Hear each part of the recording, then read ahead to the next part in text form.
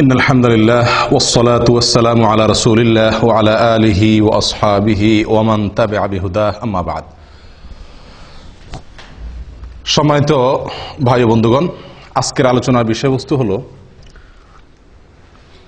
নবজাতক শিশুর বাবা মা এবং অভিভাবকদের করণীয়। একটি শিশু যখন দুনিয়াতে আসে তখন তার অভিভাবক হিসাবে বাবা মা, দাদা দাদি, নানা নানি যারা তার অভিভাবক থাকেন তাদের বেশ কিছু করণীয় আছে। এই করণীয়গুলোর বেশিরভাগ আমাদের সমাজে মানুষ জানেই না, খুব কম মানুষই জেনে থাকার কথা। আমরা আজকের আলোচনা ইনশাআল্লাহ 13টি করণীয়র কথা উল্লেখ করব কোরআন এবং সুন্নাহর আলোকে।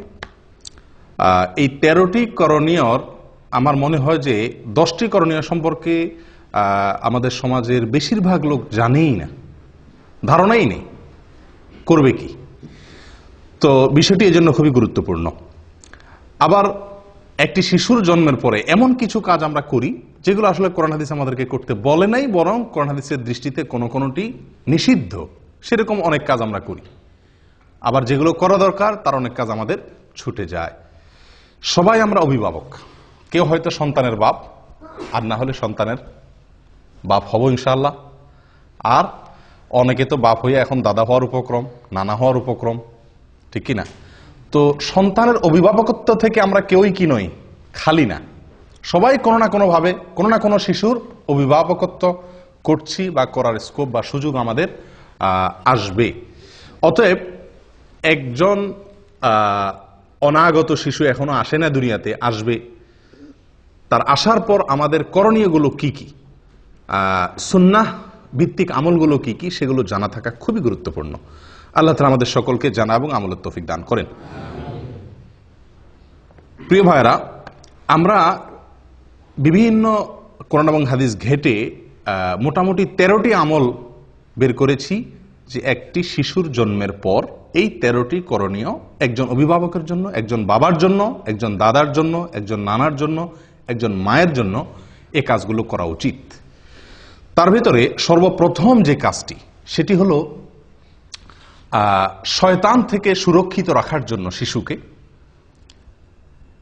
একটি আমল। আমরা সবাই জানি বনি আদমের সবচেয়ে বড় শত্রুকে, সবচেয়ে বড় শত্রু শয়তান, যার সঙ্গে আমাদের শত্রুতা শুরু হয়েছে সেই জান্নাত থেকে বের হওয়ার ঘটনাকে কেন্দ্র করে। তখন থেকে সে ঘোষণা দিয়ে আমাদের সঙ্গে শত্রুতা শুরু করছে। শয়তান ঘোষণা দিয়ে শত্রুতা শুরু করেছে। আল্লাহ সুবহানাহু ওয়া তাআলা কোরআনে বিস্তারিত উল্লেখ করেছে সে আমাদের পথের মোড়ে মোড়ে দাঁড়াবে, আমাদেরকে বিপদগামী করবে, জাহান্নামে নিয়ে ছাড়বে, সে একা যাবে না। এই যে তার চ্যালেঞ্জগুলো যেগুলো কোরআনে উল্লেখিত হয়েছে, সেই চ্যালেঞ্জের কারণে একজন মানুষের সবচেয়ে বড় শত্রু শয়তান, এবং সেই হলো আসল শত্রু, সেই হলো চিরশত্রু। কোনো মানুষের কি হতে পারে না, চিরশত্রু হতে পারে না। মানুষের চিরশত্রু কে হবে? একমাত্র শয়তান। অতএব একজন সচেতন, দায়িত্ববান, সন্তানের হিতাকাঙ্ক্ষী অভিভাবকের প্রথম করণীয় হলো আমার শিশুটি, আমার সন্তানটি, আমার নাতি নাতনি, তারা যেন দুনিয়াতে আসার পরে এই দুনিয়াতে তাদের সবচাইতে বড় শত্রুর শত্রুতা থেকে নিরাপদে থাকতে পারে। এই ব্যবস্থা গ্রহণ করা একজন অভিভাবকের সবচাইতে বড় দায়িত্ব। কথা বুঝে আসছে? তো সেই জন্য নবী সাল্লাল্লাহু আলাইহি ওয়াসাল্লাম আমাদেরকে একটা আমল শিক্ষা দিয়েছেন। এটি হলো সন্তান জন্মের আগে একটা আমল, পরে আরেকটা আমল। এই দুইটাই হলো সুরক্ষার জন্য। আমি বলি টিকা, বিভিন্ন রোগ যাতে না হয় আগে থেকে নিরাপত্তার জন্য টিকা নেওয়ার ব্যবস্থা আছে না? তো এই দুইটা আমলকে আমি বলি টিকার মতো। আগে থেকেই রোগ প্রতিরোধ ব্যবস্থা, শয়তানের আক্রমণ থেকে প্রতিরক্ষার জন্য শিশুর দুটি ব্যবস্থা কোরআন এবং সুন্নাহ আমাদেরকে বাতলে দিয়েছে। একটি শিশু যাতে বড় ধরনের শয়তানের কোনো অ্যাটাক থেকে, আক্রমণ থেকে আল্লাহ তাআলা যেন তাকে হেফাজতে রাখেন, এজন্য আল্লাহর আশ্রয় চেয়ে নেওয়া তার জন্য। একটা হলো সন্তান দুনিয়াতে আসার আগে, আরেকটা হলো সন্তান দুনিয়াতে আসার পরে। দুইটা আমল। সন্তান দুনিয়াতে আসার আগের যে আমলটি, সে আমলটি সম্পর্কে সহিহ বুখারীতে বর্ণিত হয়েছে। আব্দুল্লাহ ইবনে আব্বাস রাদিয়াল্লাহু তাআলা আনহু তিনি বর্ণনা করেছেন যে নবী সাল্লাল্লাহু আলাইহি ওয়াসাল্লাম বলেছেন, লাউ আন্না আহাদাকুম ইযা আতা আহলাহু, তোমাদের কেউ যদি স্ত্রী সহবাসের সময় এই দোয়াটি পড়ে বলে বিসমিল্লাহি আল্লাহুম্মা জান্নিবনাশ শাইতানা ওয়া জান্নিবিশ শাইতানা মা রাযাকতানা। এই দোয়াটি যদি পড়ে তাহলে কি হবে? ফাকুদিয়া বাইনাহুমা ওয়ালাদ, এই মিলনের ফলে যদি কোনো সন্তান আল্লাহ তাআলা তাদেরকে দান করেন তাহলে লাম ইয়াদুররুহু শায়তানুন আবাদা, কখনোই শয়তান ওই শিশুর ক্ষতি করতে পারবে না। শয়তান এর ক্ষতি থেকে ওই শিশুটা সুরক্ষিত হয়ে যাবে যদি বাবা মা এই দোয়াটি পড়ে থাকে। দোয়ার অর্থ কি? আল্লাহুম্মা জান্নিবনাশ শায়তানা, আল্লাহ আমাদেরকে শয়তান থেকে আপনি হেফাজত করেন, নিরাপদে রাখেন। ওয়া জান্নিবিশ শায়তানা মা রাযাকতানা, আর আমাদেরকে যে শিশু, যে সন্তান আপনি দিবেন, রিজিক হিসাবে দান করবেন, সেই শিশু, সেই সন্তানকেও আপনি শয়তানের আক্রমণ থেকে হেফাজত করবেন। এই দোয়া যদি কেউ পড়ে তো আল্লাহ সুবহানাহু ওয়া তাআলা ওই সন্তানকে আজীবন কখনোই শয়তানের বড় কোনো আক্রমণ, বড় ধরনের কোনো ক্ষতি, তাকে মুরতাদ বানায় দেওয়া, অমানুষ করে দেওয়া, একেবারে বিপদগামী করে দেওয়া, এরকম বড় দায় কোনো ক্ষতি তার করবে না ইনশাআল্লাহ। প্রিয় ভাইরা, একটি আমল আমরা পেয়ে গেলাম। সন্তান দুনিয়াতে আসার আগেই বাবা মা যদি এই আমলটি করে তাহলে তার সন্তানের জীবনের বিরাট বড় একটি সুরক্ষা হয়ে গেল, একটা প্রতিরক্ষা ব্যবস্থা হয়ে গেল। আমল নাম্বার 2, সন্তান জন্মগ্রহণের পরে বাবা মা যেই সন্তানের কাছে থাকবে অথবা দূরে, কাছে হলে বেশি ভালো, কাছে থাকবে বা দূরে, বাবা হোক মা হোক যে কেউ এই আমলটি করবে, আর সবাই মিলে করলে তো সবচেয়ে ভালো। আমলটি হলো, এটাও আল্লাহর আশ্রয় প্রার্থনা। আপনি কোন দিন সন্তান আল্লাহ তাআলা কবুল করছেন, কোন দিন দোয়া পড়ছেন না পড়ছেন খোঁজ খবর নাই, মুজদিস নাই হয়তো, তো আল্লাহ তাআলা দ্বিতীয় ব্যবস্থা রাখছেন। প্রথম টিকা যদি মিস হয়ে যায় তো দ্বিতীয় টিকা আপনি ধরবেন। সেটা হলো সন্তানের জন্মের পরে আপনি আল্লাহর কাছে আশ্রয় চেয়ে নেবেন, ওই একই আশ্রয়, শয়তানের আক্রমণ থেকে। এক্ষেত্রে দুটি বর্ণনা আমরা পাচ্ছি। এক হলো আল্লাহ সুবহানাহু ওয়া তাআলা সূরা আলে ইমরানের ভিতরে ইমরানের স্ত্রীর ঘটনা বর্ণনা করেছেন। ইমরানের স্ত্রীকে ঈসা আলাইহিস সালামের নানী, মারিয়াম এর মা। যখন মারিয়াম তার গর্ভে এসেছিল তখন তিনি আল্লাহর কাছে ফরিয়াদ করেছিলেন। কি ফরিয়াদ? তিনি বলেছেন, ওয়া ইন্নী সাম্মাইতুহা মারিয়াম ওয়া ইন্নী উঈযুহা বিকা ওয়া যুররিয়াতাহা মিনাশ শাইতানির রাজীম। আল্লাহর কাছে দোয়াটা পছন্দ হয়েছে। সন্তান ভূমিষ্ঠ হওয়ার পরে মারিয়ামের মা দোয়া করেছেন। মারিয়ামের মা দোয়া করেছেন, ইমরানের স্ত্রী, সূরা আলে ইমরান যে কোরআনে বর্ণিত হয়েছে না, এই ইমরানের স্ত্রী ঈসা আলাইহিস সালামের নানী, তিনি দোয়া করেছেন, আল্লাহ যে শিশু আপনি দান করছেন আমাকে, এর নাম আমি মারিয়াম রাখলাম, আর একে আমি আপনার কাছে এর জন্য আশ্রয় চাই। আল্লাহ আপনার আশ্রয় আমি প্রার্থনা করি, আমার এই সন্তানের জন্য আপনি আশ্রয় দিয়েন। কোত্থেকে? শয়তানের শয়তানি থেকে, শয়তানের শয়তানি থেকে আমার এই মেয়েকে এবং এই মেয়ের যত বংশধর আছে আসবে তাদের সবাইকে আপনি শয়তানের শয়তানি থেকে কি দিয়েন? আশ্রয় দিয়েন। দোয়াটি কি করছেন? মারিয়ামের মা। আপনারা আলহামদুলিল্লাহ সবাই মোটামুটি মক্কা মদিনা গেছেন, তাই না? আমাদের দেশ থেকেও হাজিরা আসলে, এখান থেকেও হাজিরা গেলে মরিয়ম ফুল কিনে, দেখছেন আপনারা? মরিয়ম ফুল কিনে। কেন মরিয়ম ফুল কিনে? আবার ওই কি মরিয়ম খেজুরও একটা আছে সম্ভবত, না? মরিয়ম খেজুর কিনে, মরিয়ম ফুল কিনে। কেন? ওই যে মারিয়াম আলাইহিস সালাম তার গর্ভে আল্লাহ সুবহানাহু ওয়া তাআলা কুদরতিভাবে যে সন্তান দিয়েছিলেন ঈসা আলাইহিস সালামকে, তার জন্মটা হয়েছে একমাত্র মানে সরাসরি আল্লাহর কুদরতে, তাই না? এবং তার বর্ণনা আল্লাহ কোরআনে উল্লেখ করেছেন। তিনি গাছের সাথে হেলান দিয়ে বসেছিলেন, খেজুর গাছের সাথে, আল্লাহ বলছেন ধাক্কা দিয়েছেন, খেজুর পড়ছে, তিনি সেখান থেকে খাইছেন, আল্লাহ তাআলা খুব সহজে গর্ভ খালাস করে দিয়েছেন। এখন এই ভালো সন্তান বা যাতে ভালোভাবে দুনিয়াতে আসে সেজন্য মানুষ মরিয়ম ফুল কিনে, সেজন্য মানুষ ওই মরিয়ম খেজুর তালাশ করে। কোত্থেকে সেই মরিয়ম খেজুর? 2000 বছর আগের খেজুর গাছ এখন কোত্থেকে আসবে? কে বা কারা নাম দিছে আর ধুমছে মানুষ কিনতেছে। হ্যাঁ, মরিয়ম খেজুর ওই গর্ভধারণকারী মায়েদেরকে খাওয়ায়, এই বিশ্বাস রেখা যেটা খাওয়াইলে কি হবে? সন্তান সহজে খালাস হবে বা বের হবে। আশ্চর্য কথা, যেই আমল কোরআনে বর্ণিত হয়েছে, মারিয়ামের মায়ের যেই দোয়া আল্লাহ পছন্দ করে কোরআনে যুক্ত করে দিয়েছেন, ওই খেজুর, মারিয়ামের খেজুর সংরক্ষিত থাকা সহজ না। কোথাকার কোন মারিয়াম ফুল, কিন্তু আপনার এই যে আমল, এটি তো কোরআনে সংরক্ষণ করা হয়েছে, এটা তো আর ভুল নয়।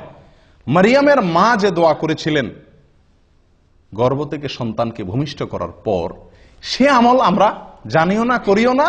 ওই যেগুলা আপনার মানে কোথাকার কোন কে বা কারা ছড়াই দিছে, সে মরিয়ম খেজুর কিনে কিনে খাওয়াচ্ছি, মরিয়ম ফুল আমরা কিনতেছি।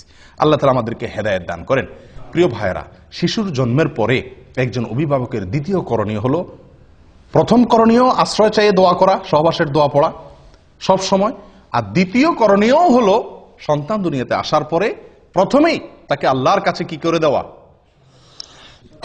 সমর্পণ করে দেওয়া, সুপর্দ করে দেওয়া, যে আল্লাহ এই যে আসলো, এই যে আপনার বান্দা দুনিয়াতে আসছে, কঠিন চ্যালেঞ্জ তার সামনে, কঠিন চ্যালেঞ্জ।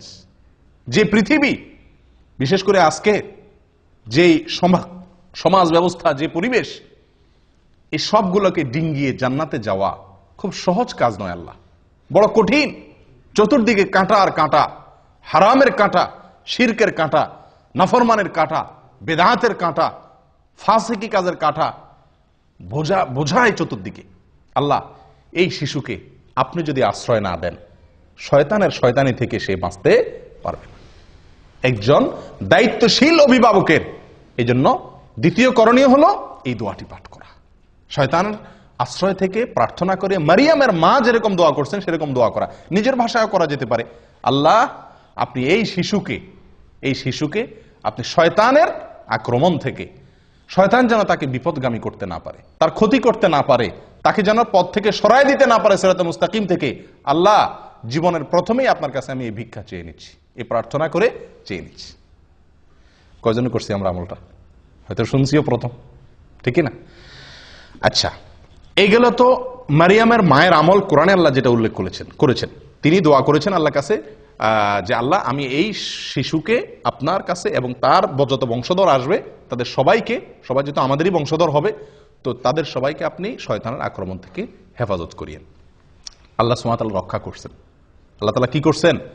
রক্ষা করছেন। সুবহানাল্লাহ। মারিয়ামের সন্তান ঈসা, এদেরকে আল্লাহ তাআলা কি করছেন? শয়তানের আক্রমণ থেকে রক্ষা করেছেন। কোরআনে তার উল্লেখ আছে, কোরআন এবং সুন্নাতে তার উল্লেখ আছে। শয়তান যে কোনো শিশুর মৃত্যুর পরে একটা অ্যাটাক করে, জন্মের পরে একটা আক্রমণ করে।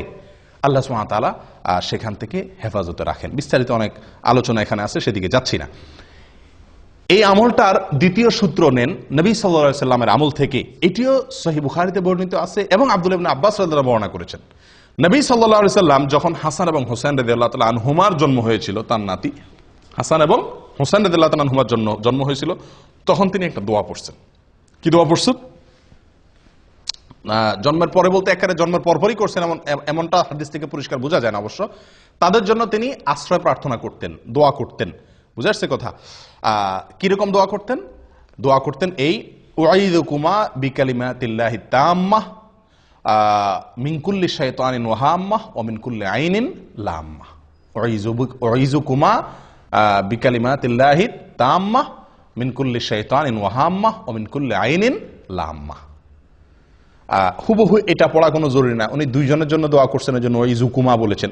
এটা জন্মের পরপরই করতে হবে, এটা জরুরি না। বাকি জন্মের পরে যে কোনো সময় শিশুর জন্য এই দোয়াটি করা অভিভাবকের। দোয়াটির অর্থ হলো এই, আমি হে শিশু তোমাকে আল্লাহর আশ্রয় চাই, অথবা হে আল্লাহ আমি আশ্রয় চাই এই শিশুর জন্য আমি আপনার আশ্রয় চাই দুটি বিষয় থেকে। এক হলো শয়তানের আক্রমণ থেকে, যেটা মারিয়ামের মা দোয়া করছিলেন। আরেকটা নবী সাল্লাল্লাহু আলাইহি ওয়াসাল্লাম যোগ করছেন, সেটা কি? বদনজর থেকে।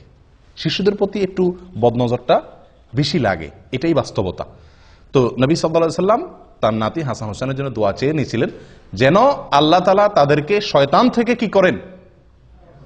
হেফাজতে রাখেন এবং বদনজর থেকে হেফাজতে রাখেন। তাহলে আমরা দ্বিতীয় আমল পেয়ে গেলাম তো আলহামদুলিল্লাহ, যে সন্তানের জন্মগ্রহণের পরে সুবিধা মতো আল্লাহর কাছে কি চেয়ে নিব? তার জন্য শয়তান থেকে আশ্রয় চেয়ে নেব ইনশাআল্লাহ। করবেন তো আমলটা? আল্লাহ চান তো? আল্লাহ তাআলা তৌফিক দান করেন। 3 নম্বর আমল হলো ভাই, সন্তান জন্মগ্রহণ করার পর সেই সংবাদ যদি আপনার কাছে আসে, সন্তানের জন্মের সংবাদ, সুসংবাদ যদি আপনি পান, তাহলে সেই সুসংবাদ পাওয়ার পরে সর্বপ্রথম কি কথাটা বলবেন? আমরা কি কথাটা বলি আগে সেটা বলেন। যে কোনো সন্তান জন্মগ্রহণের সংবাদ পাইছেন, আপনার সাদিকের হয়েছে, আপনার নিজের হয়েছে, অথবা আপনার ভাইয়ের হয়েছে, হ্যাঁ কারোর হয়েছে, প্রথম প্রশ্নটা কি হয়? ছেলে না মেয়ে, ঠিক কিনা? যদি সংবাদদাতা না বলে ছেলে হয়েছে না মেয়ে হয়েছে, যদি বলে যে ভাই আমার তো আল্লাহ একটা সন্তান দিছে, তো প্রথম আমরা প্রশ্ন করি কি, ছেলে না মেয়ে। তো এটা বিরাট একটা আমাদের জন্য সংশোধনী।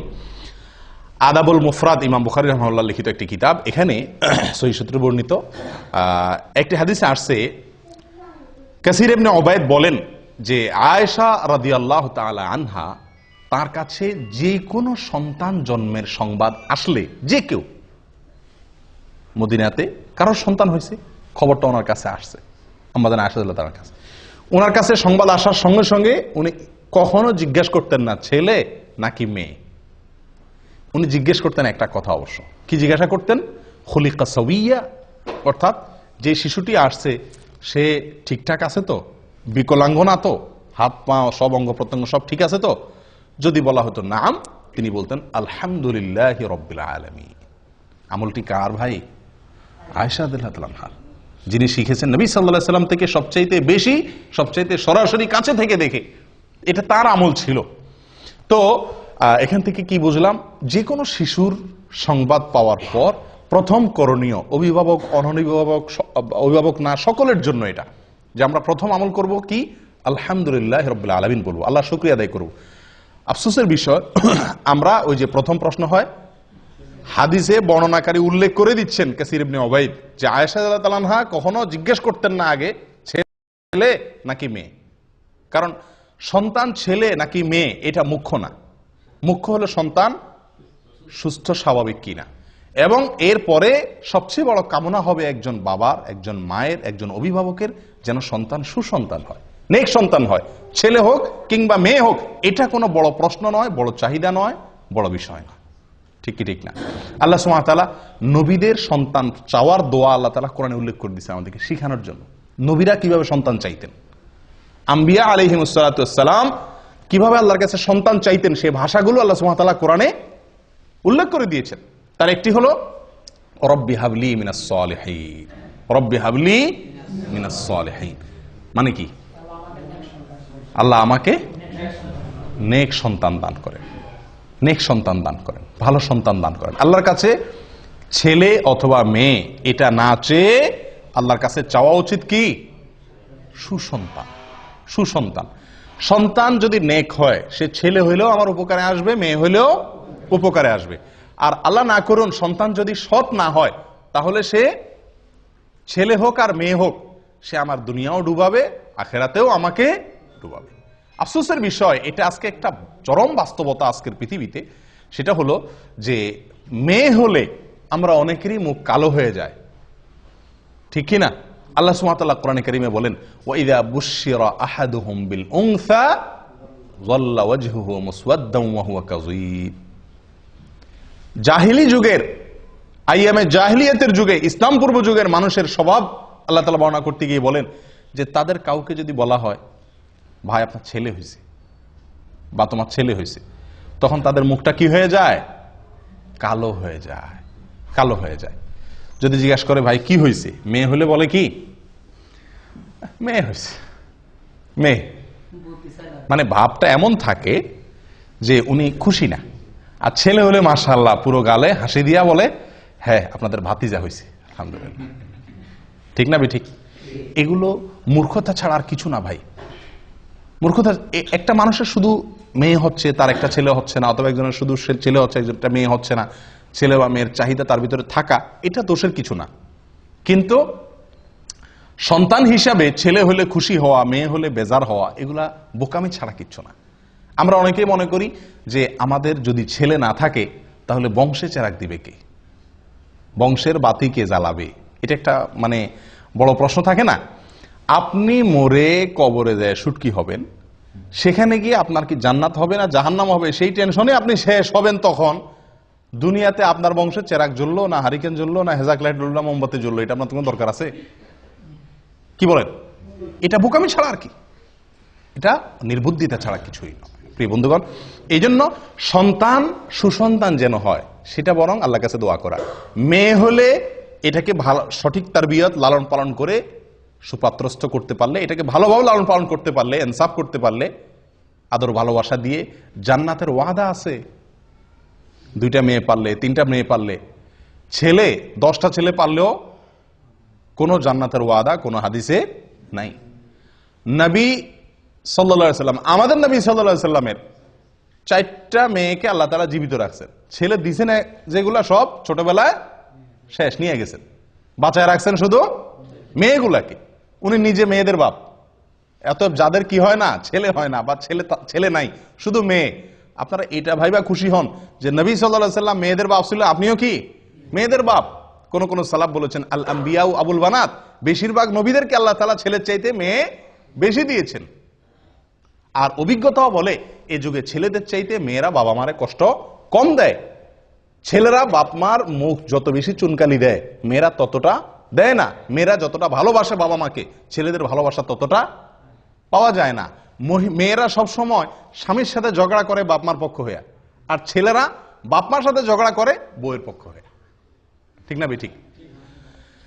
এর মানে এই না যে আমি বলতেছি ছেলে খারাপ মেয়েই ভালো সব, বাকি বেশিরভাগ ঘটনা এরকম ঘটে থাকে। অতএব জন্মের পরে প্রথম কথা হবে আল্লাহর কাছে শুকরিয়া আদায় করা। ছেলে হইছে নাকি মেয়ে হইছে এ সমস্ত নিয়ে মুখ কালাকালি করা, এটা এক ধরনের কুফরি, এক ধরনের আল্লাহর নেয়ামতকে কি করা, ডিনাই করা, অস্বীকার করা। এটা উচিত নয়। আল্লাহ তাআলা আমাদেরকে সঠিকটা বোঝার তৌফিক দান করেন।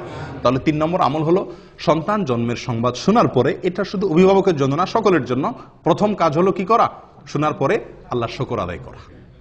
আলহামদুলিল্লাহ রাব্বিল আলামিন বা আলহামদুলিল্লাহ। 4 নম্বর আমল, নবজাতক শিশু দুনিয়াতে আসার পরে তার কানে আজান দেওয়া। কি দেওয়া? কানে আজান দেওয়া। কানে আজান দেওয়া এটি একটি আমল। কয়জনে আপনাদের শিশুর জন্মের পরে আজান দেওয়ার ব্যবস্থা করছিলেন? এখানে হাত তোলেন তো দেখি। মাশাআল্লাহ। বাহিরে আজান দিলে এটা সঠিক হলো না, কানে আজান দিতে হবে। কানে আজান দেওয়া মানে আবার কি না, কানে মাইক ধরে আজান দেওয়া না। ছোট বাচ্চা তো মারাই যাবে, তাহলে অ্যাক্সিডেন্ট হবে। আজান দেওয়া বলতে কানের আজানের বাক্যগুলো তাকে কেউ ধরলো আপনার কোলে রেখে সামনে, তার কান বরাবর নিয়ে আপনি কি করলেন, আজানের বাক্যগুলা শুনায় দিলেন তাকে। এখানে চিৎকার করে করে জোর করে করে তার কানের কাছে মুখ নিয়ে কি নেওয়া না, আজান দেওয়া না। আজানের বাক্যগুলো তার কানে শুনিয়ে দেওয়া। তাকে প্রথম এই আল্লাহর জমিনে আসার পরে আল্লাহর কালিমা, সালাতের আহ্বান তার কানে পৌঁছে দেওয়া, এবং এর একটা প্রভাব তার জীবনে ফলবে ইনশাআল্লাহ। কথা বুঝে আসছে ভাই? আবু রাফি রাদিয়াল্লাহু তাআলা আনহু তিনি বর্ণনা করেছেন। কে?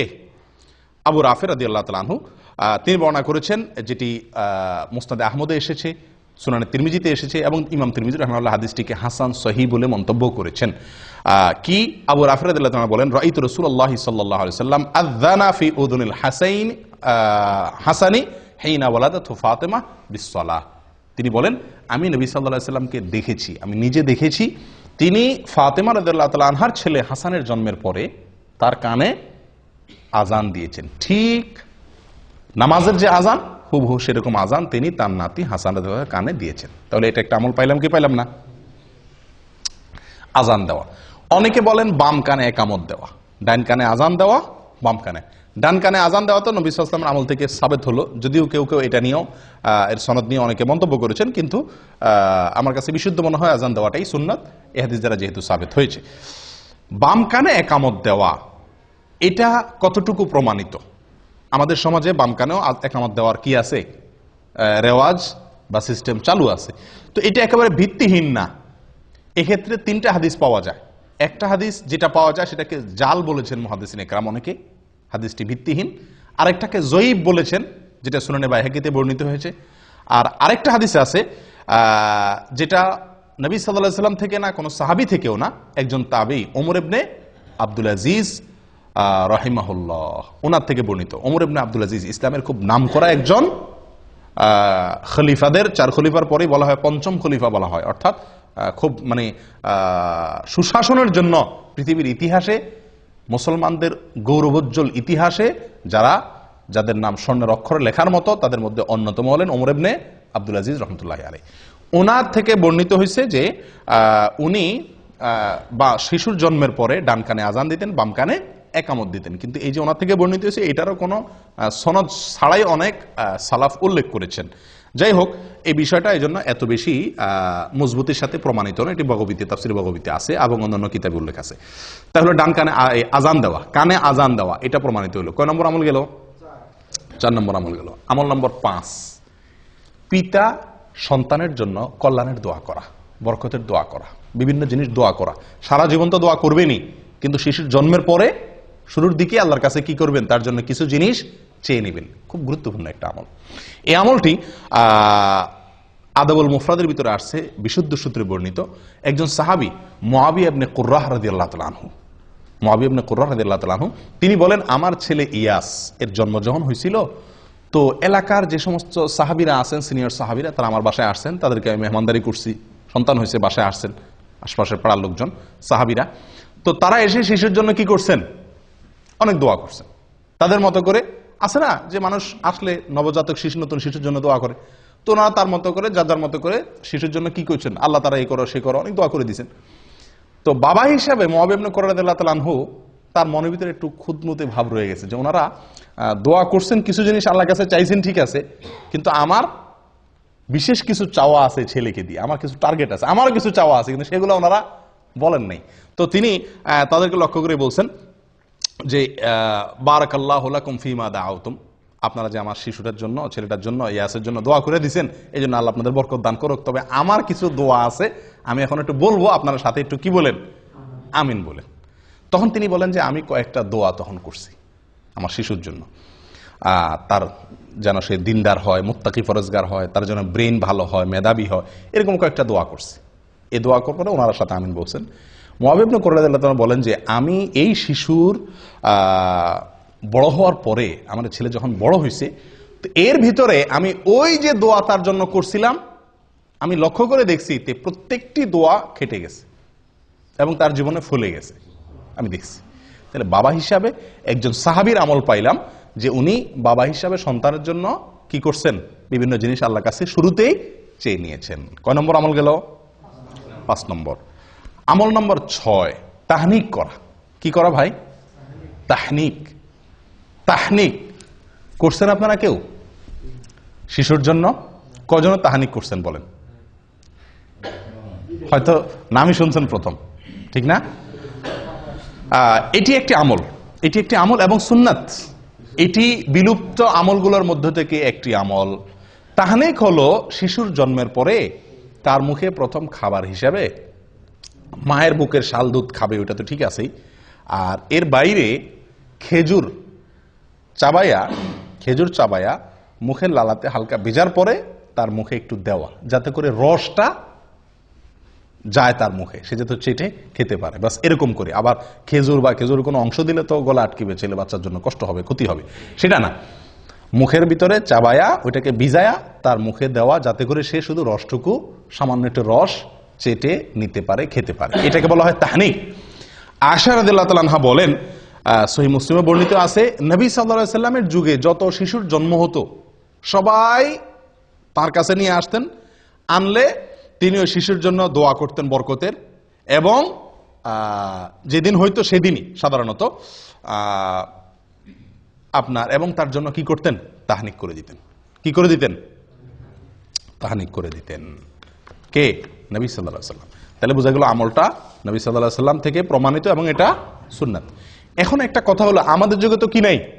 নবী সাল্লাল্লাহু আলাইহি সাল্লাম নাই। তাহলে আমাদের শিশুর তাহনিক কে করাবে? খেজুর দিয়ে তার তাহনিকটা কে করাবে?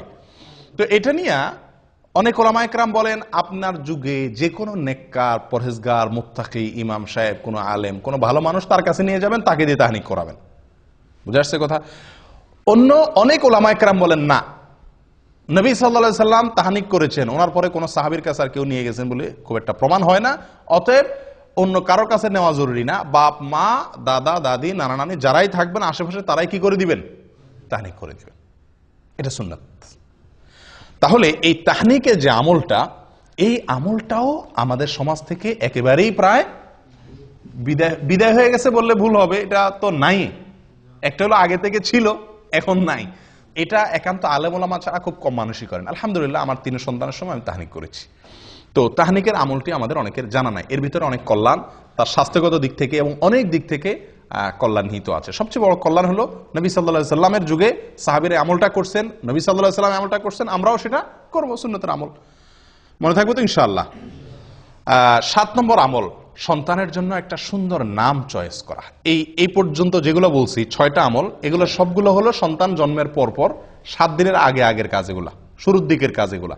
আর এখন থেকে নিয়ে শেষ পর্যন্ত যে আমলগুলো বলবো, এই আমলগুলো হলো সন্তান জন্মের পরে 7 নম্বর দিনের আমল। এই 7 নম্বর দিনের আমলের ভিতরে 1 নম্বর আমল এবং সিরিয়ালে 7 নম্বর আমল হলো সুন্দর একটা নাম রাখা। কি রাখা ভাই? সুন্দর একটা নাম রাখা।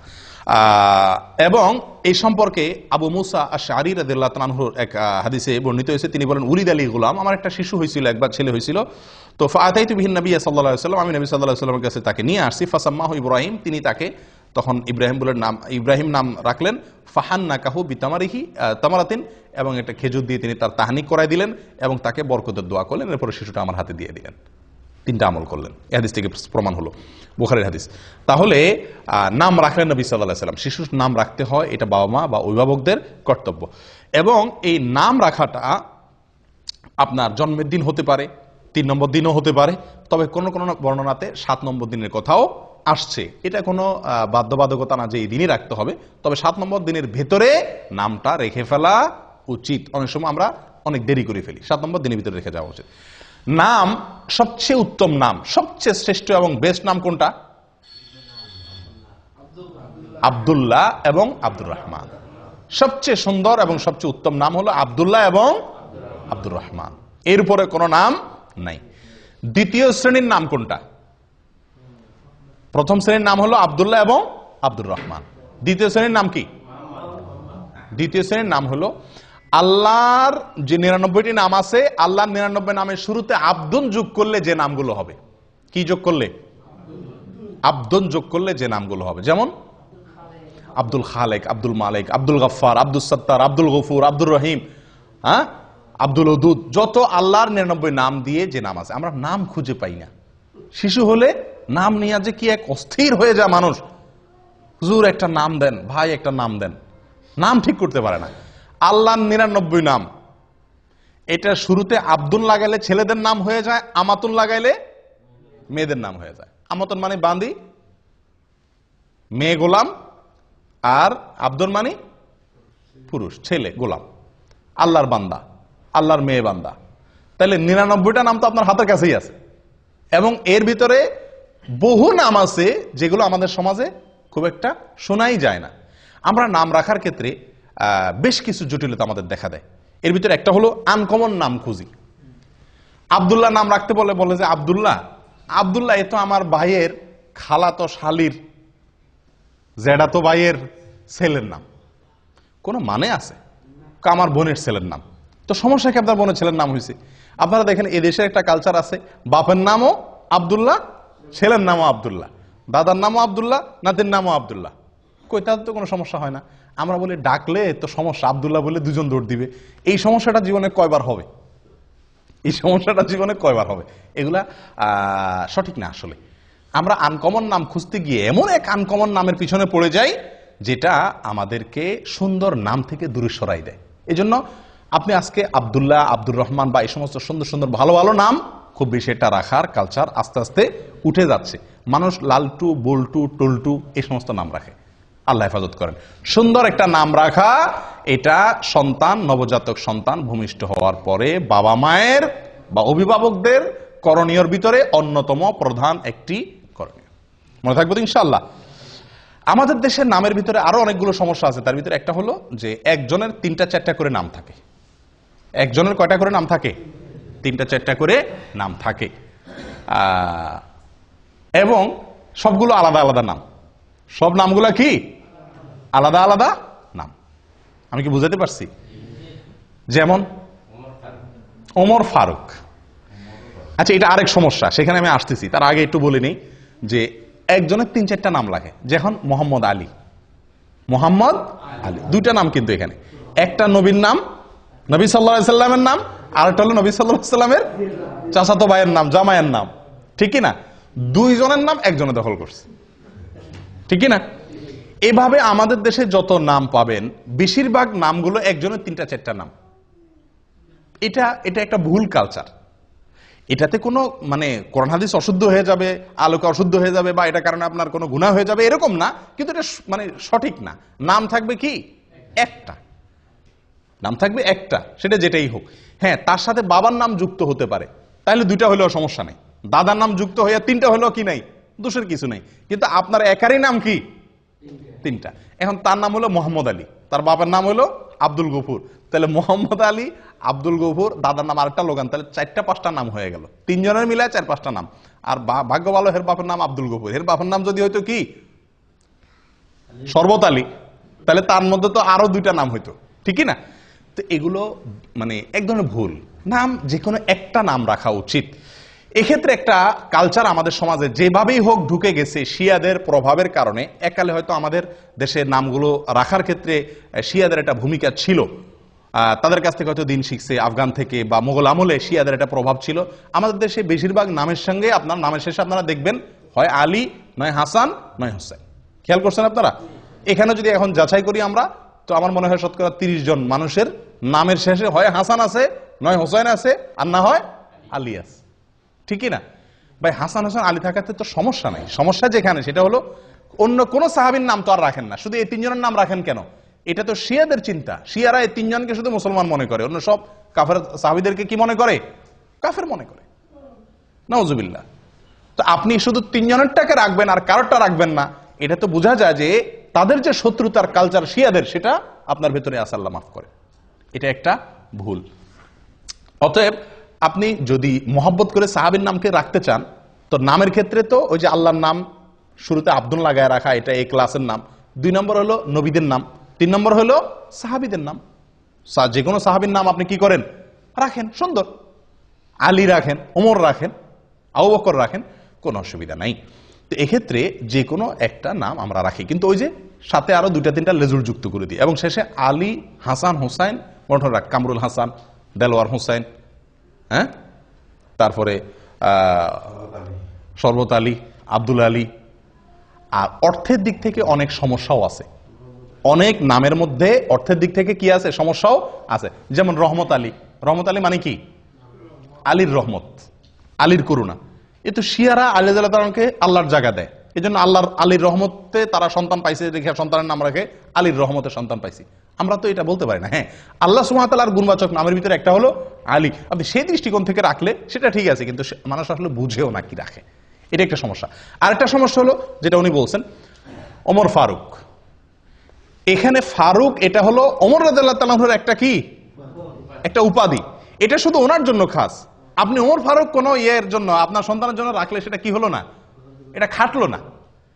আপনি যদি রাখতে চান ওমর রাদিয়াল্লাহু তাআলাকে মহব্বত করে, তা আপনি ওমর রাখেন, কিন্তু ওনার উপাধি আপনার সন্তানের জন্য আপনি জুড়ে দিবেন, এটা সঠিক না। ঠিক একইভাবে আবু বকর সিদ্দিক নাম বেশিরভাগ মানুষ এভাবে রাখে না, ওসমান গনি, ওসমান গনি এভাবে রাখে। তো এরকম আরো বহু সাহাবী আছেন, আবু আইয়ুব আনসারী, এভাবে যুক্ত করে সাহাবীদের নামের সঙ্গে তাদের যে আলাদা পরিচয় আছে ওইটাও আবার যুক্ত করে। ভাই কারোর পরিচয় কেউ কি করতে পারে না, গ্রহণ করতে পারে না, ওইটাকে আলাদা নাম হিসাবে নেন, ঠিক আছে। আপনি কথার কথা মরহুম শেখ মুজিবকে আপনি খুব মহব্বত করেন, আছে না অনেক লোক যে শেখ মুজিবকে মহব্বত করেন দেখে তার নামে সন্তানের কি করেন, নামকরণ করেন। তো মরহুম শেখ মুজিবকে মহব্বত করে আপনি ছেলের নাম যদি মুজিবুর রহমান রাখেন, আপনারা কেউ বাধা দিবে? কিন্তু আপনি যদি ছেলের নাম রাখেন বঙ্গবন্ধু মুজিবুর রহমান, তাহলে মানুষ আসবে না? এটা তো খাটলো না। বঙ্গবন্ধু তো ওনার টাইটেল, এটা তো আর কারোর জন্য আসবে না, নামটা সবার জন্য আসতে পারে। ঠিক একইভাবে আরো যে সমস্ত রাজনৈতিক নেতা আছেন, অন্যান্যরা আছেন, সব ক্ষেত্রে প্রযোজ্য হবে, ঠিক না? ঠিক। অতএব এগুলো একটা ভুল। যাই হোক, সুন্দর, অর্থবহ, অর্থের দিক থেকে কোনো খারাপ কিছু নাই এরকম নাম রাখা সবচেয়ে বেস্ট। আল্লাহর নামকে জুড়ে রাখা। 2, নবীদের নাম রাখা। 3, সাহাবীদের নাম রাখা। আফসোসের বিষয়, এই 3 শ্রেণীর কোনোটার ব্যাপারে আগ্রহ নাই। আমাদের কাছে যত মানুষ নাম চাইতে আসে, বেশিরভাগ মানুষ বলে আনকমন নাম দেন, 2 অক্ষরের নাম দেন। ওই যে টালটু বল্টু যেগুলো শুনে নাই কোনোদিন, এরকম নাম চায়, যে নাম কোথাও নাই আশপাশে, এরকম নাম চায়। একটা লোক বড় না, সবচেয়ে সুন্দর অর্থবহ নাম দেন আমাকে। আল্লাহ তাআলা আমাদেরকে তৌফিক দান করেন আমলের। সময়ত ভাইরা, নামের আমল চলে গেল 7 নম্বর। 8 নম্বর আমল আকিকা করা। কি করা? আকিকা করা। শিশুর জন্মের পরে আকিকা, এটি গুরুত্বপূর্ণ একটি আমল। আকিকা সর্বোচ্চ সুন্নত, এর উপরে না। ফরজ ওয়াজিব অবশ্যই না। এটার সর্বোচ্চ গুরুত্ব হলো কি পর্যন্ত? সুন্নত পর্যন্ত। অনেকে মুবাহ বলছেন, অর্থাৎ জায়েজ। যাই হোক, আকিকা শব্দের অর্থ হলো কাটা। আক্কা ইয়াউক্ক শব্দের অর্থ কি? কাটা। তো আকিকারে কাটা কেন বলা হয়? কারণ ওই দিন ছাগল জবা হয়, কাটা হয়। অথবা কেউ কেউ বলছেন যে ওই দিন বাচ্চার চুল কাটা হয়, সেজন্য ওই দিনের জবাইয়ের নামও হয়ে গেছে কি? কাটার জবাই, অর্থাৎ কাটার দিনের জবাই, নামই হয়ে গেছে আকিকা, মানে কাটা। আচ্ছা, আকিকা সম্পর্কে নবী সাল্লাল্লাহু আলাইহি সাল্লাম থেকে অনেক হাদিস পাওয়া যায়, বহু হাদিস পাওয়া যায়। তার সবগুলো তো আমরা বলতে পারবো না। এর ভিতরে একটা হলো আব্দুল্লাহ ইবনে আব্বাস রাদিয়াল্লাহু তাআলা আনহু থেকে বর্ণিত, সুনানে নাসাঈর ভিতরে আসছে। তিনি বলেন, নবী সাল্লাল্লাহু আলাইহি সাল্লাম তার নাতি হাসান এবং হোসেন রাদিয়াল্লাহু তাআলা আনহুমার জন্মের পরে তিনি 2টি করে মেষ জবাই করেছিলেন। কে? নবী সাল্লাল্লাহু আলাইহি সাল্লাম। এবং তিনি নির্দেশ করেছেন, ইবনে মাজাহ এর হাদিসে আসছে, আয়েশা রাদিয়াল্লাহু তাআলা বলেন, আমারানা রাসূলুল্লাহ সাল্লাল্লাহু আলাইহি সাল্লাম, আমাদেরকে নবী সাল্লাল্লাহু আলাইহি সাল্লাম নির্দেশ করেছেন, আন-নাউক আনিল গুলামি শাতাইন, যে ছেলে হলে যেন 2টা ছাগল আমরা আকিকা হিসেবে জবাই করি, ও আনিল জারিয়াতে শাত, আর মেয়ে হলে একটা ছাগল যেন জবাই করি। তাহলে এই হাদিসগুলো দ্বারা বোঝা গেল যে আকিকা করা নবী সাল্লাল্লাহু আলাইহি সাল্লামের একটি আমল, সুন্নাত। তাহলে এটা আমরা করার চেষ্টা করব ইনশাআল্লাহ বিইذনিল্লাহ। আকিকার ক্ষেত্রে প্রথম কথা হলো আকিকার সময়সীমা। কোন সময় করতে হবে? 7 নম্বর দিনে। 7 নম্বর দিন কোনটা? অনেকে ভুল বুঝেন। সন্তান জন্ম হয়েছে যেদিন, ওই দিনের পরে 7 দিন পরে না। অনেকে জন্ম হওয়ার পরে 7 দিন পরে করে, 7 দিন পরে না, 6 দিন পরে, 7 নম্বর দিনে। আরো সহজ হবে বোঝার জন্য, যেই দিনে সন্তান জন্মগ্রহণ করে, যেই বারে জন্মগ্রহণ করে, পরের সপ্তাহ তার আগের দিন। রবিবারে জন্মগ্রহণ করলো, তাহলে 7 নম্বর দিন কি বারে হবে? শনিবার হবে। সোমবার না, সোমবার তো আরো পরে হবে, শনিবার হবে। রবিবারে হলে রবি, সোম, মঙ্গল, বুধ, বৃহস্পতি, শুক্র, শনি। 7 নম্বর দিন হবে শনিবার। সোমবারে জন্মগ্রহণ করলে আকিকা হবে কি বারে? রবিবারে। শুক্রবারে জন্মগ্রহণ করলে আকিকা হবে বৃহস্পতিবারে। এ হলো আকিকার সময়, 7 নম্বর দিন। তবে বুরাইদা রাদিয়াল্লাহু তাআলা আনহু থেকে বর্ণিত এক হাদিসে আসছে, যেটি বাইহাকিতে বিশুদ্ধ শুদ্ধ বর্ণিত হয়েছে, যে নবী সাল্লাল্লাহু আলাইহি সাল্লাম বলেছেন, আল আকিকাতু তুযবাহু লিসাবঈন আও লি14 আও লি21। আকিকার পশু জবাই করতে হবে 7 নম্বর দিনে, অথবা অপশন আছে, দ্বিতীয় সুযোগ আছে, সেটা হলো 14 নম্বর দিনে, অথবা 3 নম্বর সুযোগ আছে 21 নম্বর দিনে।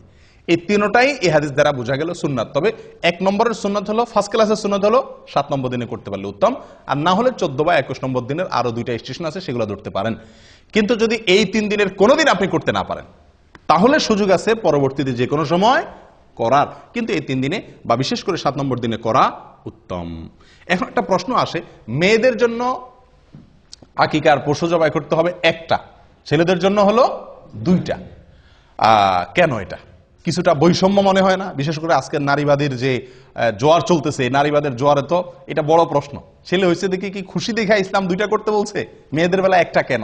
হ্যাঁ, একজন মুসলিমের সবচেয়ে বড় উত্তর হলো এক্ষেত্রে, আমরা নবী সাল্লাল্লাহু আলাইহি সাল্লাম এর অনুসরণ করার জন্য আল্লাহ নির্দেশ করেছেন। উনি বলেছেন, সেটা আমান্না সাল্লাম না, আমরা মেনে নিয়েছি। যুক্তি খুঁজে আমল করা, এটার নাম কি নয়? ইসলাম নয়। যারা যুক্তি ছাড়া আমল করে না, বিশ্বাস করে না, তারা মুসলিম না।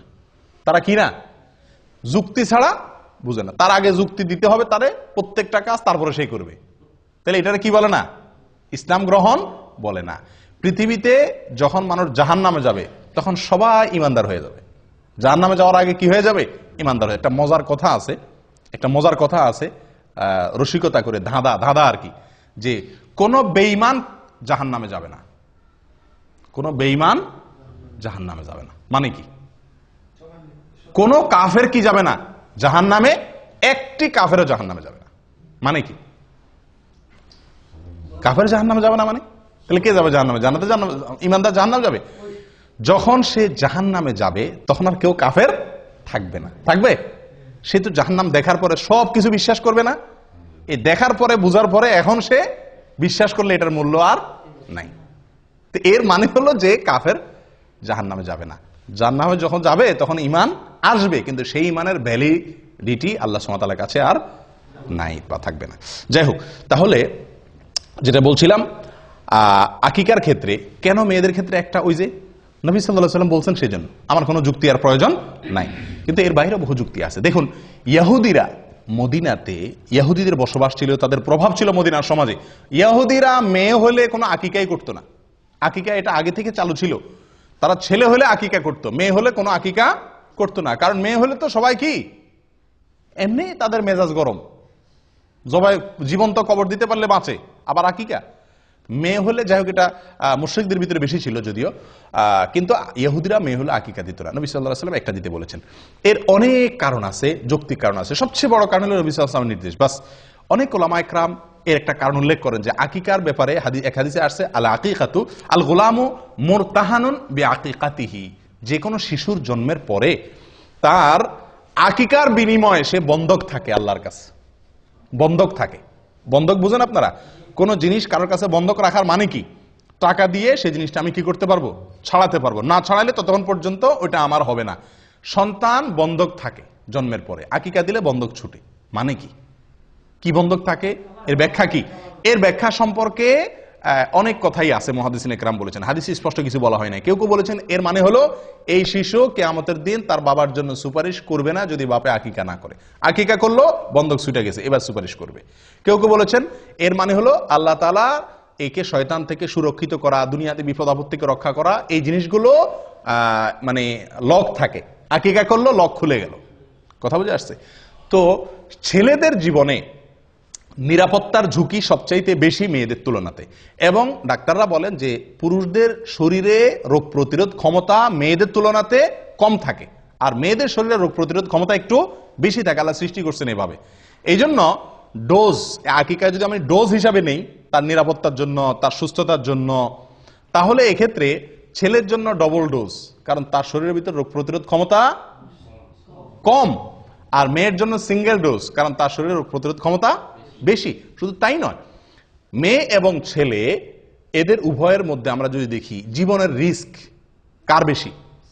ছেলেদের বেশি। রাস্তায় যাইতে হয়, গাড়িতে যাইতে হয়, অ্যাক্সিডেন্টের সম্ভাবনা থাকে, বিপদ আপদের সম্ভাবনা মেয়েদের থেকে ছেলেদের মধ্যে বেশি থাকে। অ্যাক্সিডেন্টে, একটা অ্যাক্সিডেন্টে যদি 10টা মানুষ মারা যায়, বেশিরভাগ ছেলেই মারা যায়, তাই না? তো তাদের জন্য নিরাপত্তা রক্ষার এই টিকা বা ডোজ ডবল আল্লাহ তাআলা রাখছেন। এটা একটা যুক্তি, কিন্তু এটা সঠিক হওয়া কোনো জরুরি না। এরকম অনেক যুক্তি দেওয়া যেতে পারে। সবচেয়ে বড় যুক্তি হলো আল্লাহ এবং তার রাসূলের নির্দেশ। বাস, মেয়ে হলে একটা, ছেলে হলে দুইটা। তবে এক হাদিসে আসছে ছেলেদের জন্য দুইটা যে ছাগল আপনি জবাই করবেন, সে দুইটা কি হইতে হবে? সমান সমান হওয়া উচিত। না হইলে হয়ে যাবে, কিন্তু উচিত হলো সমান সমান হওয়া, কাছাকাছি হওয়া। মানে দেখতে একেবারে একটা আসমান আর জমিন যেন তফাৎ না হয়ে যায়। আমরা অনেকেই একটা গরু দেই, একটা ছাগল দেই, তাই না? তারা এই হাদিসের খেলাফ আমল হয়ে যায়। আপনি মনে করেন যে বিশাল বড় গরু দিলাম, সওয়াবটা বেশি হয়ে গেলেন, নামটা বেশি পাইছেন, গোশত বেশি পাইছেন, মানুষ বেশি খাওয়াইছেন, বাহবা বেশি পাইছেন, ঠিক আছে, কিন্তু সুন্নতের উপরে আমল আপনার হলো না। কারণ হাদিসে একেবারে সুস্পষ্টভাবে বলা আছে যে আকিকার পশু যেন কি হয়? দুইটা কাছাকাছি হয়, দেখতে যেন খুব বেশি বেশ কম না হয়। আকিকা কোন পশু দিয়ে দিবেন, এটা একটা বড় প্রশ্ন। এবং কোরবানির সাথে আকিকা মিশানো, এটা আরেকটা বড় প্রশ্ন। দেখুন ভাই, কোরবানির সাথে আকিকা মিলায়া একসাথে দেওয়া যাবে কিনা, একই গরুতে কোরবানি আকিকা মিক্স করে দেওয়া যাবে কিনা, আমাদের দেশের অনেক ওলামা ইকরাম বা বেশিরভাগ ওলামা ইকরাম যাবে বলেন।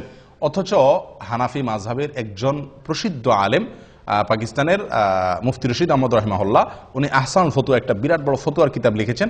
এই ফতোয়ার কিতাবে এবং অন্যান্য জায়গাতে তিনি এটার খুব ঘোরতর বিরোধিতা করেছেন, যেটা জায়েজ নাই। খোদ হানাফি মাযহাবের ওলামা ইকরামেরই, আমাদের হানাফি মাযহাবের ওলামা ইকরাম অনেকে বিরোধিতা করেন, এবং এটাকে মোটের উপরে আমরা অ্যানালাইসিস করলে দেখি এই কাজটি সতর্কতামূলক হলো। নবী সাল্লাল্লাহু আলাইহি ওয়াসাল্লাম যেভাবে করছেন ডাইরেক্ট সেভাবে করতে পারা। সেটা কি? ছাগল দেওয়া। ছাগল দেওয়া, কোরবানি গরুর ভিতরে কি না আকিকা মিক্স না করা। কোন কোন দিক থেকে কোরবানির সাথে আকিকার মিল থাকলেও অনেক দিক থেকেই মিল নাই। কোরবানির সময় আকিকার সময় এক না, অনেক দিক থেকে বেশ কম আছে, অনেক দিক থেকে মিল আছে। যাই হোক, তো এই জন্য আকিকা কোরবানির সাথে না মিশাইয়া আলাদা দেওয়া উচিত। এটা একটা বিষয় গেল। আরেকটা বিষয় হলো যে এক গরুতে কোরবানি দিলে আপনি কয়জনের পক্ষ থেকে চলে? 7 জনের, কিন্তু আকিকা দিলে এক, ছেলে হলে একটা। কিন্তু সেক্ষেত্রেও ওই যে দুইটা পাশাপাশি রাসূল সাল্লাল্লাহু কাছাকাছি বয়সে বলতে বলছেন, তাহলে সেক্ষেত্রে 2 গরু তো আকিকা মানুষ দেয় না, হয় একটা দেয় গরু, ওইটা দিয়ে 2 ছেলে হলে এক গরুতে সেরে ফেলে, অথবা এক গরুর সাথে বড় ধরে একটা ছাগল দেয়। অনেকে তো গরুতে অংশ দেয়, তো এই অংশ দেওয়া না দেওয়া উচিত, ডাইরেক্ট গরু বা ছাগল দেওয়া উচিত। দেখুন ভাই, আকিকার 3টা শ্রেণী আমি বলি। এক হলো আপনি গরুতে 2 নাম দিলেন, এটা হাদিসের থেকে অনেক দূরে হয়ে যায়। এটা সম্পূর্ণ যুক্তি নির্ভর হয়, দলিলের সরাসরি দলিলের সাথে মিলে না। নাম্বার 2, 2টা ছাগল দেওয়া বা 2টা ভেড়া দেওয়া সরাসরি, এটা নবী সাল্লাল্লাহু আলাইহি ওয়াসাল্লাম আমার সাথে মিলে, এটা হলো এই ক্লাসের। আর একটা হলো যে একটা গরু দিলেন, একটা ছাগল দিলেন, এটা কোন রকমের চলে, বুঝে আসছে কথা? কিন্তু সবচেয়ে উত্তম হলো 2টা ছাগল দেওয়া।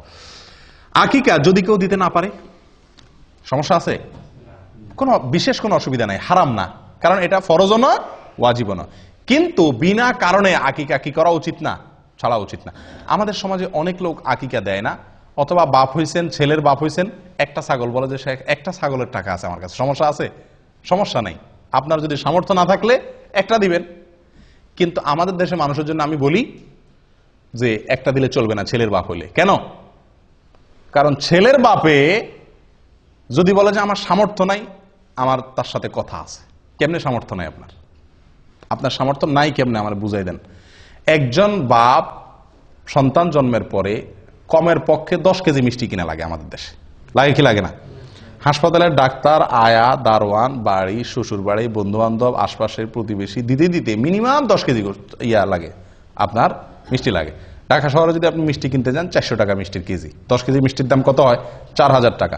4000 টাকা মোটামুটি একটা ছাগল পাওয়া যাবে কি যাবে না? তো আপনি যদি বলেন যে একটা ছাগলের টাকা আছে আমার কাছে, আমি বলবো আরেকটা ছাগলের টাকা আমি বাইর করে দিচ্ছি। আপনার মিষ্টি খাওয়াইতে বলছে কি? এটা আরেক ভুল। সন্তান জন্মগ্রহণ করার পরে আমরাও ভুল করি, যারা খাওয়াইয়া পাঠি তারাও ভুল করি, আর যে খাওয়ায় সেও ভুল করে। আমরা সন্তান হইলে বা কিছু হইলে বলি কি ভাই মিষ্টি খাওয়ান। আশ্চর্য, শরীয়ত আপনারা বলছে গোশত খাওয়ার অধিকার দিচ্ছে, আপনি গোশত না চাইবেন, আপনি চাইবেন লাহাম, আপনি চান মিষ্টি। এটা বোকামি না? আর যে খাওয়ায় সেও ভুল করে, কারণ সে মিষ্টি খাওয়ালে তো আর আকিকা মাফ নাই। এদিকে মিষ্টি কিনে আবার এদিকে আকিকা কিনে, ডবল খরচ না? আপনার কাছে কেউ মিষ্টি চাইলে আপনি তারা হাইকোর্ট দেখাই দেন, বলে দেন যে আকিকার দিন আইসেন। আকিকার দাওয়াতে মানুষ ভয়ে সাধারণত আসতে চায় না, অতএব আপনার মিষ্টির টাকা বেঁচে যাবে। তো যাই হোক, এই মিষ্টি কিনতে গিয়া সুন্নতের উপর আমল করা অনেক সময় কঠিন হয়ে যায়, এটা ঠিক না, এটা একটা ভুল প্রবণতা। আল্লাহ আমাদেরকে সঠিকটা করার তৌফিক দান করেন। প্রিয় ভাইরা, আকিকার পশু আপনি যখন জবাই করবেন, আকিকার পশু জবাই করবেন, তখন কি দোয়া পড়বেন? বিসমিল্লাহি আল্লাহু আকবার, বিসমিল্লাহি আল্লাহু আকবার, আল্লাহুম্মা লাক ওয়া ইলাইক, আল্লাহুম্মা লাক ওয়া ইলাইক, হাযিহি আকিকাতু, এরপরে বাচ্চার নাম বলবেন। হাজি আকিকাতো ফুলান ইবনে ফুলান, হাজি আকিকাতো আব্দুল্লাহ ইবনে অমুক, হাজি আকিকাতো অমুক ইবনে অমুক। বাংলাও বলতে পারেন বিসমিল্লাহ আল্লাহু আকবার, আল্লাহ এটা আপনার উদ্দেশ্যে করছি, আপনার জন্য, এবং আপনার দিকে এটা প্রত্যাবর্তিত, এই পশু যেটা জবাই করতেছি, এবং এই পশুটা আমার অমুক ছেলের অমুকের ছেলে অমুকের পক্ষ থেকে এটা কি দিলাম, আকিকা করলাম। দোয়া না পড়লেও আকিকা হয়ে যাবে, কিন্তু পড়া সুন্নাত। এটা নবী সাল্লাল্লাহু আলাইহি ওয়াসাল্লামের আমল, যেহেতু বাইহাকিতে বর্ণিত হয়েছে, অতএব এটা আমল করা ভালো। আকিকার গোশত বাপ মা খাইতে পারবে কি পারবে না? পারবে। আমাদের দেশে অনেক বাপ মা খায় না, আকিকার গোশত বাপ মা খাইতে পারবে না। বাপ মা তো আরো বেশি করে খাবে, এত কষ্ট করে সন্তান জন্ম দিছে, তোমরা সবাই মিলে খাইবা, বেচারা কষ্ট না করে তোমরা খাইবা, বেচারা এত কষ্ট করে সন্তান জন্ম দিছে, তো আরো বেশি খাবে, ঠিক না? অনেকে খায় না, এটা ভুল প্রবণতা। অনেকের মধ্যে একটা প্রবণতা আছে, খুব বাজে প্রবণতা, এটা খুব কম জায়গায় আছে যদিও, জাহেলি যুগে ছিল, এত মারাত্মক না, জাহেলি যুগের চাইতে আরো বেশি জাহেলি যুগ। সেটা হলো যে আকিকার পশুর রক্ত কোন কোন এলাকাতে শিশুরে খাওয়ায়, বলে যে রোগ বালাই ভালো হবে। মূর্খতা কোথায় চলে গেছে? আল্লাহ সুবহানাহু ওয়া তাআলা কোরআনে স্পষ্ট বলেছেন, হুররিমাত আলাইকুমুল মাইতাতু ওয়াদ দামু, আল্লাহ তাআলা রক্তকে হারাম করেছেন। তাহলে সেখানে শিশুরে আপনি খাওয়াচ্ছেন, এবং রক্তের ভিতরে এই যে প্রবাহমান রক্ত, যেটা রক্ত থেকে বের হয়ে আসে, এটা মানুষের শরীরের জন্য বিষের মতো ক্ষতিকর, ভয়াবহ ক্ষতিকর জিনিস। কেন আল্লাহ তাআলা জবাই করে রক্ত বের করে দিয়ে বলছেন? ডাক্তাররা বলেন, চিকিৎসা বিজ্ঞানীরা বলেন, কারণ কোন পশু যদি জবাই করা ছাড়া এমনি মাইরা খান আপনি, এই রক্ত এগুলা তো বের হলো না, এই গোশত স্বাস্থ্যের জন্য ভয়াবহ রকমের ক্ষতি করে। এই জন্য তো জবাই নির্দেশ করছে শরীয়ত, যাতে রক্তগুলো বের হয়ে যায়। আর সে রক্ত নিয়ে কারা খাওয়াচ্ছে? শিশুরে খাওয়াচ্ছে। আমি কোরবানির সময় বহু দেখছি যে কোরবানি জবাই করার সময় ওই কাপ নিয়ে এসে ধরে রাখে, রক্ত ধরে নেয়, এবার শিশুরে খাওয়ায়। এই মূর্খতা আমি নিজের চোখে দেখেছি বহুত। আল্লাহ তাআলা আমাদেরকে হেদায়েত দান করেন। জবাই 7 নম্বর দিনে করা সুন্নাত। অনুষ্ঠান বা গোশত খাওয়া আপনি অন্য কোনো দিন করতে পারেন। দেখা যাচ্ছে যে শুক্রবার ছাড়া অনুষ্ঠান করা হয় না, তো অনুষ্ঠানটা আপনি অন্যদিন করেন, কিন্তু জবাইটা কোন দিন করতে হবে? 7 নম্বর দিনে করতে হবে। আকিকার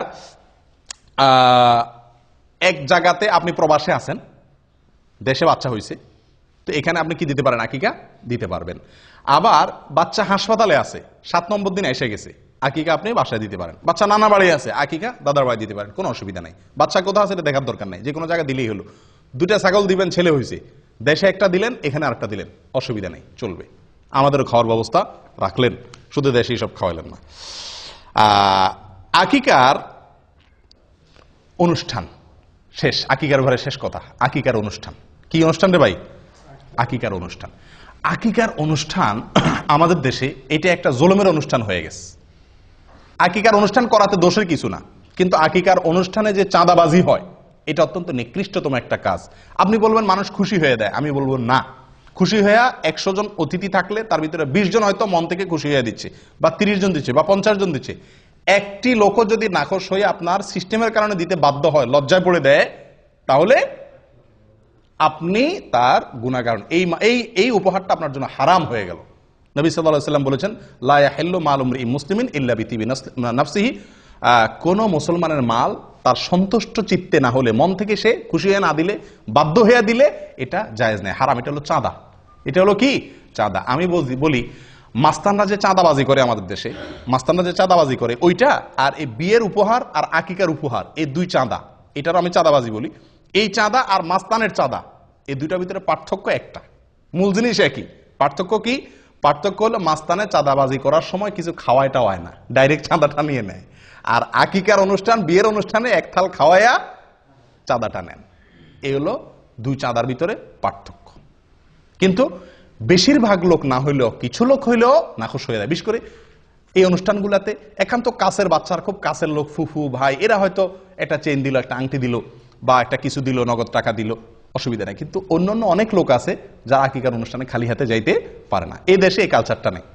আমাদের মোহাম্মদ আলী গত শুক্রবারে আকিকার এক দাওয়াত পাইছে, তো আমারে বলে শেখ এরাবিয়ানদের দাওয়াত, তো আমারে বলে শেখ কি নিয়ে যাবো? আমি বললাম যে এখানে তো নেওয়ার সিস্টেম নাই, নিলে তুমি বেকুব হইবা, সবার সামনে শরম পাইতে হবে, কেউ নিবে না, তুমি একলা নিবা। সে আমার কথা শুনে নাই, না শুনে ওই সাবিল থেকে বাচ্চার জন্য গিফট কিনে নিয়ে গেছে। বুদ্ধিমানের কাম করছে, গায়েত রাখছে আগে, নিয়ে আগে বেজ্জত হয় না, যায় দেখে কেউ কিছু আনে নাই, তখন সে একলা নিলে বেকুব হবে না, আর আনে নাই। তো এই দেশে এই সিস্টেমটা নেই। দাওয়াত দিচ্ছেন, খেয়ে চলে যাবে। আপনি দাওয়াত দিয়া টেবিল আর চেয়ার নিয়ে বসা, আমি বলি আকিকা বিয়ের অনুষ্ঠানে যে গেটে টেবিল চেয়ার নিয়ে বসে না, এটা এক তো মাস্তানের চাঁদাবাজির সাথে মিল আছে, আর হলো ভিক্ষুকের ভিক্ষার সাথে মিল আছে। পার্থক্য হলো এতটুকু, ভিক্ষুকে ভাঙা থাল নিয়ে ভিক্ষা করে, আর আপনি টেবিল আর চেয়ার নিয়ে ভিক্ষা করেন, এই হলো পার্থক্য। ভিক্ষুক ভিক্ষার সময় ভাঙা থাল নিয়ে বসে, আপনি টেবিল আর চেয়ার নিয়ে বসলেন। নিকৃষ্ট একটা কালচার হয়ে গেছে আমাদের দেশে, এগুলা বাধ্য হয়ে মানুষ, এটা সিস্টেম হয়ে গেছে। কেউ যদি বাচ্চাকে খুশি হয়ে কিছু দিতে চায়, ওপেন, আগে পরে কত সময় সে দিতে পারে। এই সময়টাতে আমি গেটে খাতা কলম নিয়ে বসা মানে কি, তুমি না দিয়া ঢুকলে চিহ্নিত হয়ে যাবা, কি দিছো সেটা আবার লেখা হবে। এগুলো একরকম মানুষকে বাধ্যবাধকতায় ফেলে দেওয়া, যেটা উচিত না। আল্লাহ তাআলা মাফ করেন। আকিকার দিনে যে কাজগুলো করা দরকার, বা যে আমলগুলোর কথা আমরা বলছি একজন শিশুর জন্মের পরে, সেগুলো তো আমরা করি না, করি হলো কুকাম। বিশেষ করে ঢাকা শহরে, এখন ঢাকা না সব জায়গাতেই, ম্যাক্সিমাম জায়গাতেই আকিকার যে অনুষ্ঠান করে, আল্লাহ মাফ করুক, রীতিমতো ক্যালকুলেশন করে তো হিসাব বাইর করে, কত খরচ হবে, কত লোক দাওয়াত দেবো, কি গিফট আসতে পারে, কত টাকা আমাদের প্রফিট থাকতে পারে, হিসাব নিকাশ হয়। এটা তো একটা আছেই। আরেকটা অনাচার যেটা বিয়ের ভিতরেও হয়, সেটা হলো ব্যান্ড পার্টি এনে, অথবা লম্বা লম্বা বড় বড় ওই যে আপনার সাউন্ড বক্স আনায়া ধুম ধাড়াক্কা গান চালায় দেয়। আপনারা লক্ষ্য করছেন এটা? কারণ বাচ্চারা আকিকা মানে সেখানে আশপাশে সবার ঘুম হারাম। এটা কি সুন্নতের উপর আমল হলো না তামাশা হলো?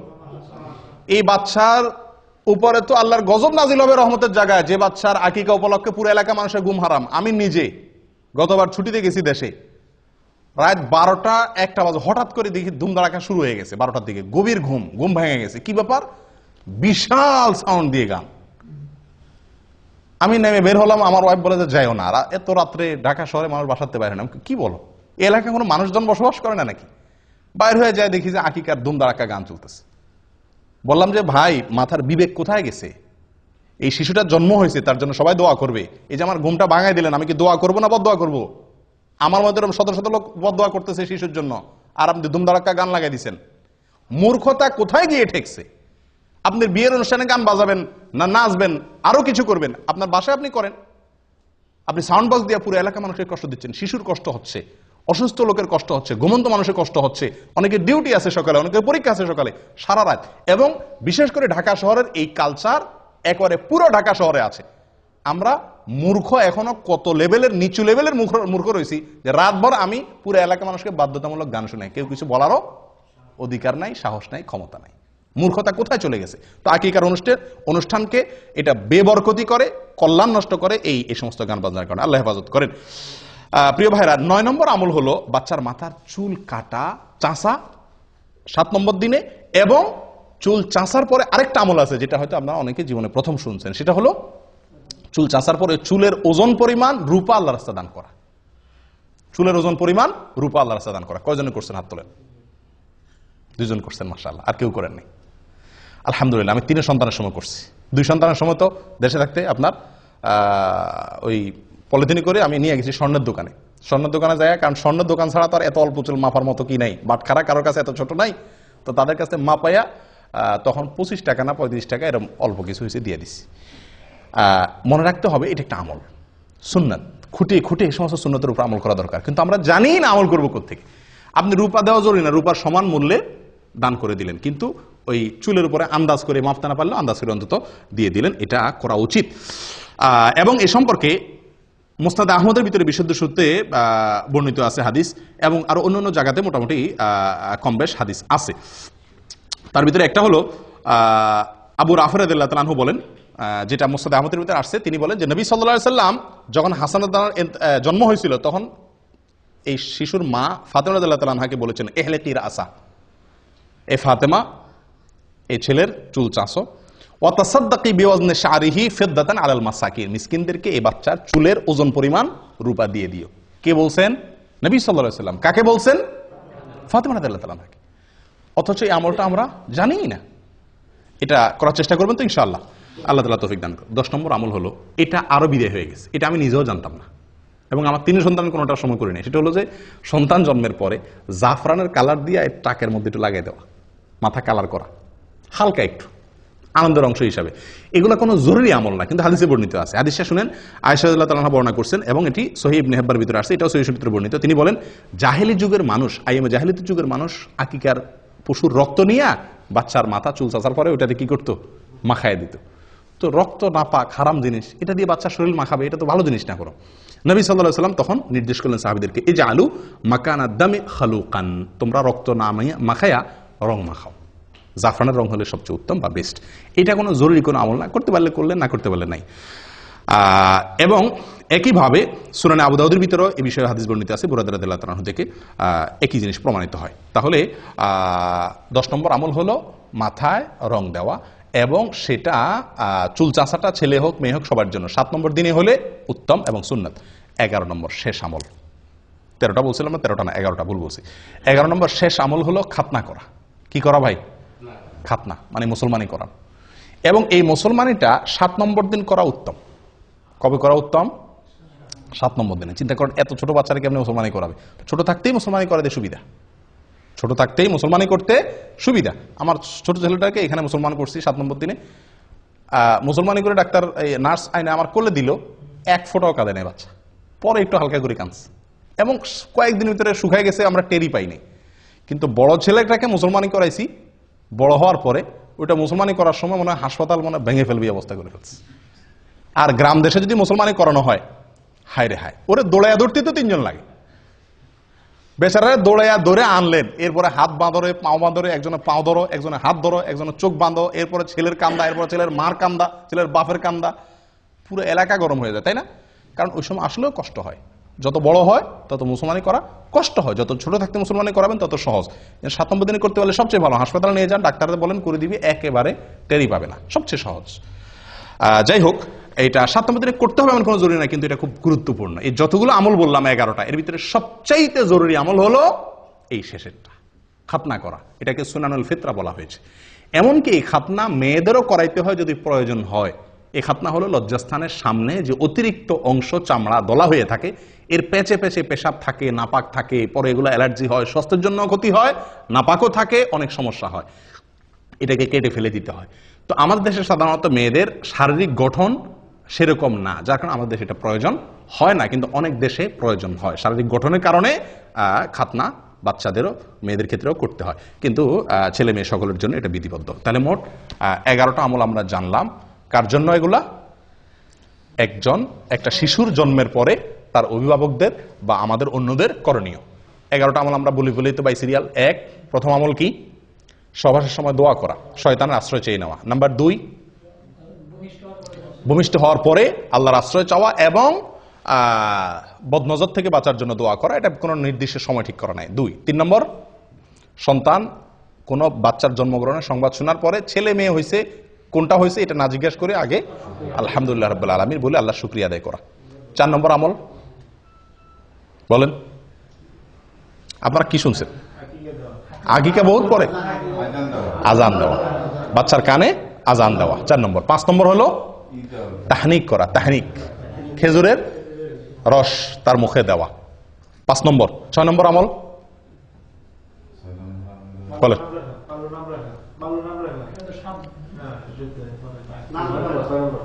6 নম্বর হলো সুন্দর নাম রাখা। না, নাম রাখার আগে আরেকটা আছে, তাহনিক পর আরেকটা আছে, বলেন। হ্যাঁ, বাবার জন্য দোয়া করা, বাবা শিশুর জন্য কি করা? দোয়া করা, বরকতের কল্যাণে দোয়া করা। কয় নম্বর গেল? 6 নম্বর। 7 নম্বর হলো সুন্দর একটা নাম রাখা, অর্থবহ একটা ভালো নাম রাখা। 8 নম্বর হলো সুন্নত পদ্ধতিতে সঠিকভাবে ভালোভাবে আকিকা করা। আকিকার ক্ষেত্রে একটা মাসআলা রয়ে গেছে, বড় হওয়ার পরও কি করা যায়? আকিকা করা যায়। হাসান বসরি রহমতুল্লাহ আলাইহি বলেন, যদি কেউ পুরুষ হয়ে থাকে তার আকিকা যদি করা হয় না এটা জানতে পারে, সেজন্য আকিকা করে। মুহাম্মদ ইবনে সিরিন রহমতুল্লাহ আরেকজন তাহাবী, উনি বলছেন যে যদি আমার আকিকা করা হয় না আমি জানতাম, তাহলে আমারটা আমি করতাম। নবী সাল্লাল্লাহু আলাইহি সাল্লাম নিজে নবী হওয়ার পরে ওনার আকিকা তিনি করেছেন। অতএব যদি কারোর আকিকা হয় না এটা শিওর জানতে পারে, তাহলে তার নিজের আকিকা সে পরে করতে পারে। তাহলে 8 নম্বর আমল গেল আকিকা। 9 নম্বর চুল চাষা এবং চুলের ওজন পরিমাণ রূপা আল্লাহ সাদান করা, তার সমমূল্য। 10 নম্বর আমল হলো জাফরানে কালি দিয়ে মাখানো। 11 নম্বর আমল হলো খাতনা করা। আল্লাহ তাআলা আমাদের সকলকে এই সবগুলোকে আমল করার তৌফিক দান করে। জাযাকুমুল্লাহ ওয়া আখিরু দাওয়ানা আনিল হামদুলিল্লাহি রাব্বিল আলামিন।